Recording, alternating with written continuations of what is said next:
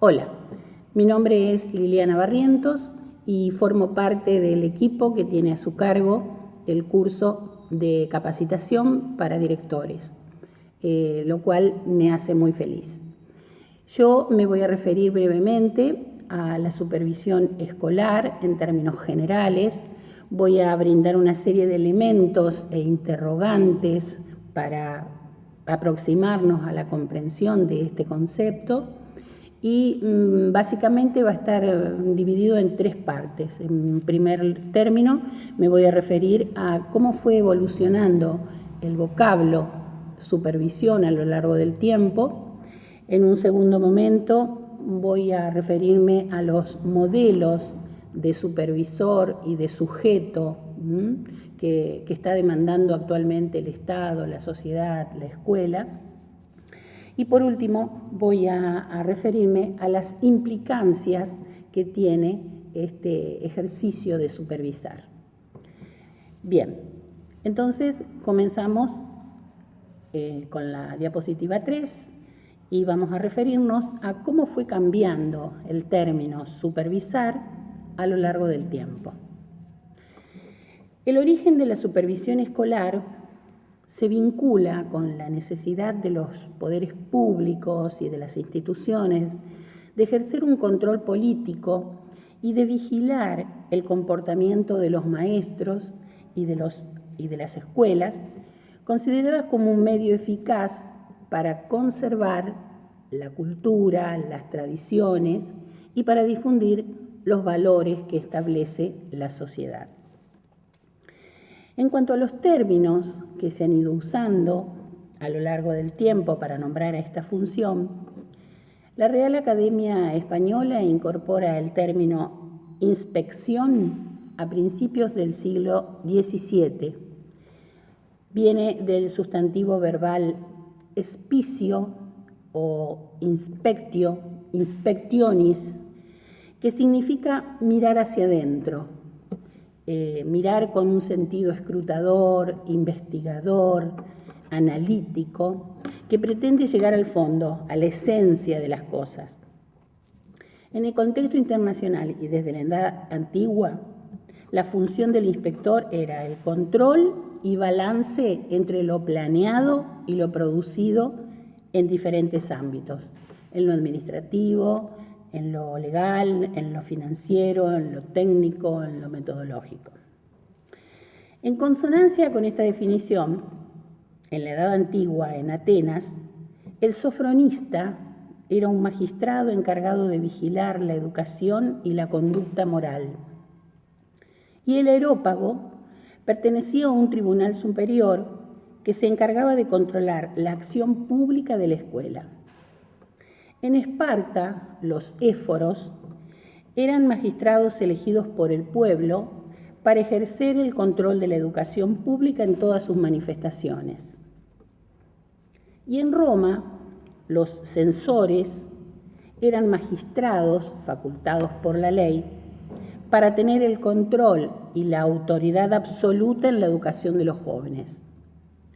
En la Edad Media, en España, por ejemplo, la Iglesia dirige e inspecciona las escuelas y lo hace a través del gran chantre o a través del maestrescuela. En la Edad Moderna, en varios países de Europa, es la justicia quien ejercía la inspección de la enseñanza y los veedores tenían la función de visitar escuelas, examinar la enseñanza y hasta dictar penas. Por otra parte, el sustantivo supervisión es un anglicismo americano muy extendido en los países de Iberoamérica y deriva de dos voces latinas. Super, que significa sobre, encima, y vicio, que se refiere a la acción de ver. De este modo, el término sintetiza la acción de mirar desde arriba, es decir, desde lo más alto, desde una perspectiva amplia que permite percibir todos los lados de un sistema, una perspectiva desde afuera y desde arriba. Así, vemos que entonces que la función de supervisar comienza a ser considerada como una función orientada al perfeccionamiento profesional y al desempeño del personal docente. En este sentido, la supervisión escolar ha sido reconocida como necesaria para el ámbito de la educación, nació con el sistema escolar de enseñanza pública y sigue vigente tras un largo camino recorrido en el que dicha función fue adoptando diferentes términos. Los últimos, inspector hasta mediados del siglo XX, supervisor hasta fines del siglo XX y facilitador, auditor en el presente siglo, vocablo que incorpora en una de sus últimas publicaciones a Guerrondo. Pasamos entonces a la diapositiva 4. La pregunta que enmarca esta locución dice: ¿qué modelos de supervisión y qué sujetos encargados de dicha función está demandando hoy el Estado, la sociedad, la escuela? Tenti Fanfani, en el 2008, sostiene que todos los cambios estructurales que se registran en las diferentes dimensiones de la sociedad tienen su manifestación en las instituciones y en las prácticas escolares. Y textualmente dice: no podemos dejar de advertir que los recursos de diferente tipo que determinan las condiciones de aprendizaje están desigualmente distribuidas en toda Latinoamérica. Efectivamente, la oferta escolar no es homogénea. Las instituciones educativas son desiguales en infraestructura, en recursos humanos, en tiempos de aprendizaje, en formas de enseñar o de gestionar, por nombrar algunos de los aspectos que van conformando sus complejas tramas. Por otra parte, sostengo que las escuelas hoy tienen un gran desafío que no solo es formar bien a sus alumnos en las áreas académicas, sino que además, como dice Bir Silvina, deben formar en la diversidad, formar en ciudadanía y en valores éticos, integrar las nuevas tecnologías a la escuela, revisar la relación entre educación y trabajo y enseñar saberes y habilidades relevantes y significativas, el saber hacer para operar en el siglo XXI.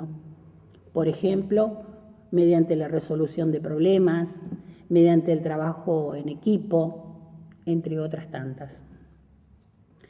Frente a estos nuevos escenarios, el supervisor, al igual que el director y los docentes, tiene la posibilidad de contribuir a disminuir esa brecha existente entre quienes estarían conectados y quienes no.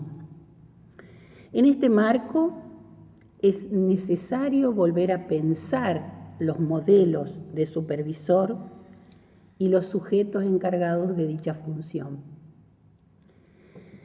En la tendencia actual, se espera que el supervisor se comprometa con un proyecto integral que involucre a todos los actores del sistema educativo y que le permita, entre otras cosas, liderar un proceso de cambio, observar la gestión administrativa, ya no como control, pero también acompañar con una mirada pedagógica crítica como profesional formador de formadores en la educación que es, y brindar espacios para la reflexión, para la autoevaluación.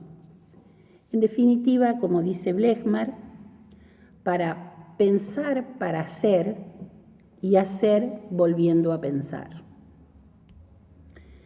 Virs y Abregu le adjudican al supervisor, el sujeto encargado de cumplir con la función de supervisar, las categorías de catalizador, pensando que puede ayudar a acelerar cambios, como los catalizadores químicos, y también al fortalecimiento de las escuelas. Y también le adjudican la categoría de articulador, siempre que favorezca el diálogo y el intercambio de experiencias pedagógicas. Esto lo constituye en el actor clave del sistema educativo de hoy, para contribuir positivamente a su desarrollo, al crecimiento de los directivos y de las escuelas, y sobre todo, para ayudar a generar una oferta de calidad equitativa para los alumnos. En la diapositiva 5 vemos que una escuela se ve fortalecida cuando ha aprendido cómo aprender y mejora en forma permanente, cuando confía en que todos sus alumnos pueden aprender y cuando asume la responsabilidad del aprendizaje de todos sus alumnos. Para lograr este fortalecimiento institucional, la escuela requiere de diagnósticos reales, de indicadores de gestión, tener un porcentaje de pérdida de matrícula, porcentajes de abandono, cantidad de horas de trabajo en equipo del grupo docente, frecuencia de observaciones de clases, grados de satisfacción o insatisfacción de las familias, de los alumnos, etc. También deben pensar en el mediano plazo, superando esta inmediatez característica de la labor que se desarrolla en las instituciones educativas. Debe contar con planes de mejora y hacer una evaluación permanente y reflexiva de la realidad compleja y en permanente cambio. Para validar todo esto, debe estar presente en el escenario institucional escolar el actor clave, el supervisor, que va a acompañar, que va a brindar apoyo, que funcione en un nivel intermedio entre las políticas educativas o las políticas centrales y las escuelas. Y por último, pero elevándola al rango de prioridad 1, es el que debe garantizar la justicia educacional en todas las escuelas que tiene a su cargo. En esta línea de pensamiento, la supervisión escolar se reconoce como un espacio conformado por múltiples acontecimientos, complejidades y necesidades. Esto demanda aprender a reconocer y revisar dichas complejidades con el rigor crítico necesario para ser capaces de proponer alternativas. Desde esta perspectiva, la supervisión escolar como institución que tiene a su cargo varias escuelas tiene la posibilidad de modificar la estructura de relaciones y funciones institucionales para atender a las necesidades de las diversas poblaciones escolares en un compromiso de responsabilidad compartida con los directivos y docentes que conforman su circuito. Y pasamos entonces a la diapositiva 6 y vamos a ver qué implicancias tiene el ejercicio de supervisar. Las acciones de supervisión constantes a lo largo de las épocas por las que han atravesado la historia de nuestros sistemas escolares nos están indicando que la práctica de supervisar debe tener una mirada hacia la totalidad de las situaciones escolares, lo cual incluye lo pedagógico, lo administrativo, lo laboral, lo comunitario, lo organizativo, lo político,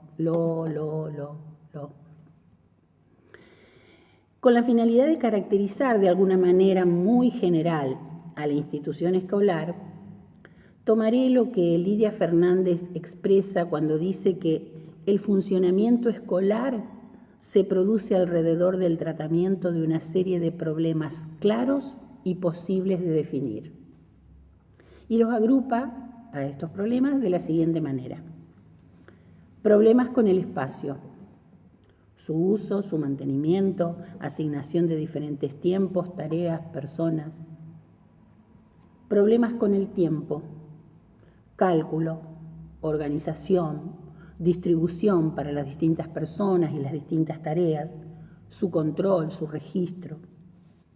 Problemas con las personas, organización, control de sus tareas, entrenamiento, socialización institucional, evaluación, mantenimiento del compromiso.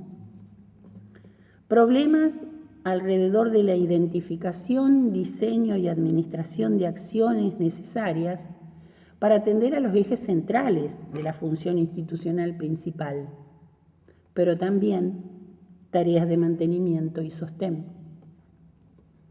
Problemas acerca de la continencia y control emocional, tanto de maestros como de padres y alumnos, en lo referido a la enseñanza y al aprendizaje, además de generar condiciones que posibiliten estas contingencias. Problemas relacionados con las decisiones acerca de la vida institucional, de la vinculación escuela-contexto, del currículo. Problemas alrededor de los recursos, cómo obtenerlos, cómo distribuirlos. La observación de la vida cotidiana de las escuelas muestra claramente lo difícil que es arribar a efectivas soluciones a estos problemas. Es más, a veces es imposible percibir los indicadores de estos problemas y ni pensar en plantearlos a nivel racional o técnico,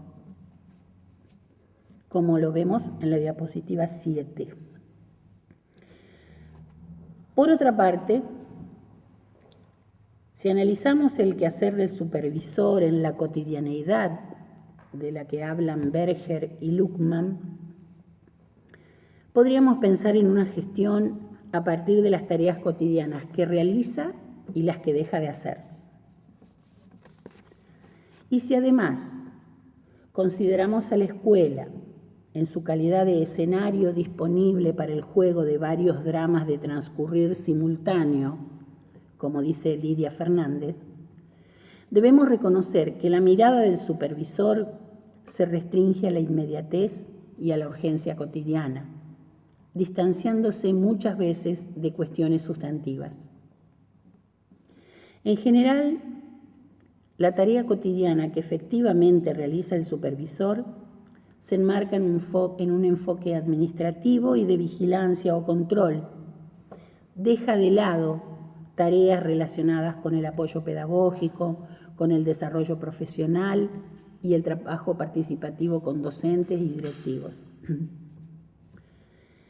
Algunos aspectos de la vida cotidiana del supervisor en cuanto a lo que comparte con el otro tienen que ver, entre otras cosas, con el conocimiento real que tiene y la valoración que le da a la complejidad de cada una de las escuelas de su circuito, con lo que hace respecto de la profesionalización, formación y actualización de los docentes de su zona, con la evaluación de las acciones que lleva a cabo o con el acompañamiento de la gestión institucional, promoviendo, facilitando o conduciendo a la autonomía y a las innovaciones educativas.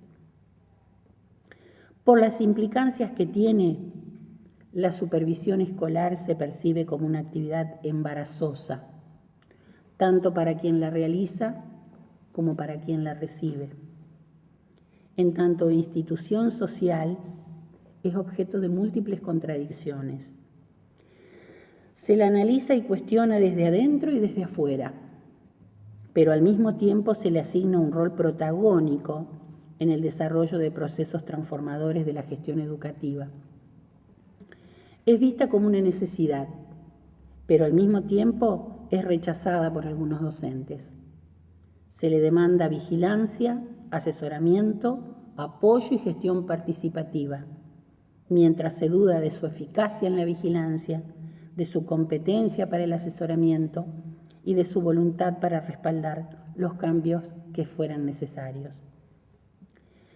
Por último, y en relación a lo expuesto en este apartado, creo que es pertinente plantear algunos aspectos que tienen que ver con las prácticas de supervisión, a la constitución de la práctica de supervisión, y que implican un momento de reflexión, de indagación y, por qué no, de cuestionamiento.